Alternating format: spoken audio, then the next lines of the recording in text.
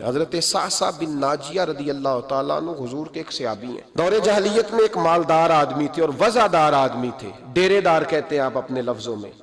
ایک مالدار وزادار ایسا شخص جس کے گھر سے لوگوں کو کھانا ملتا، کسی مسافر کو رات گزارنی ہوتی تو اسے چارپائی اور بستر نصیب ہوتا۔ جناب سعصع بن ناجیہ رضی اللہ تعالیٰ عنہ دروازہ رسول پہ آئے کلمہ پڑھنے۔ جب مسلمان ہوئے تو نبی کریم علیہ السلام کی بارگاہ میں عرض کرنے لگے، یا رسول اللہ صلی اللہ علیہ وسلم ایک بات پوچھنی ہے۔ حضور نے فرمایا پوچھو۔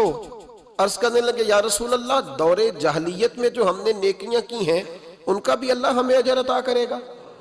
جاہلیت کے زمانے میں جو خیر کا کام کیا، امام طبرانی نے اس حدیث کو طبرانی میں لکھا ہے، اس کا بھی اجر ملے گا؟ تو محبوب پاک علیہ السلام نے فرمایا تو بتا تو نے کیا نیکی کی؟ تو کہنے لگے، یا رسول اللہ صلی اللہ علیہ وسلم میرے 2 اونٹ گم ہو گئے، میں اپنے تیسرے اونٹ پر بیٹھ کر اپنے 2 اونٹ ڈھونڈنے نکلا۔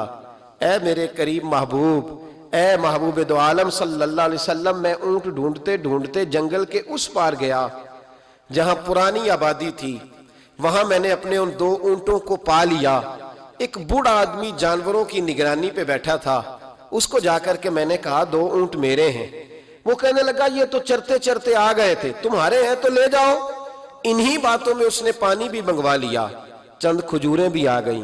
میں پانی پی رہا تھا، کھجور کھا رہا تھا کہ ایک بچے کی رونے کی آواز آئی۔ تو بوڑھا پوچھنے لگا بتاؤ بیٹی آئی کہ بیٹا؟ میں نے فٹافٹ پوچھا پھر اگر بیٹا ہوا تو کیا کرو گے، بیٹی ہوئی تو کیا کرو گے؟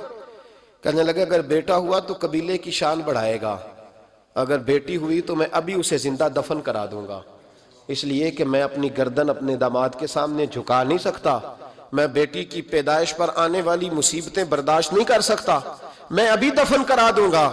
حضرت سعصع بن ناجیہ رضی اللہ تعالیٰ عنہ عرض کرنے لگے، یا رسول اللہ، پڑھیے درود صلی اللہ علیہ، کہنے لگے یا رسول اللہ صلی اللہ تعالیٰ علیہ وسلم، حضور یہ بات سن کے میرا کلیجہ نرم ہو گیا۔ میں نے اسے کہا پھر پتہ کرو بیٹی ہے کہ بیٹا ہے۔ اس نے معلوم کیا تو پتہ چلا بیٹی آئی ہے۔ میں نے کہا واقعی تو دفن کرے گا؟ کہنے لگا ہاں۔ میں نے کہا دفن نہ کر، مجھے دے دے، میں لے جاتا ہوں۔ یا رسول اللہ صلی اللہ علیہ وسلم، وہ مجھے کہنے لگا اگر بچی تمہیں دے دیں گے تو تم کیا کرو گے؟ میں نے کہا تم میرے 2 اونٹ رکھ لو، بچی دے دو۔ کہنے لگا نہیں 2 نہیں، یہ جو جس اونٹ پہ تو بیٹھ کے آیا یہ بھی لے لیں گے۔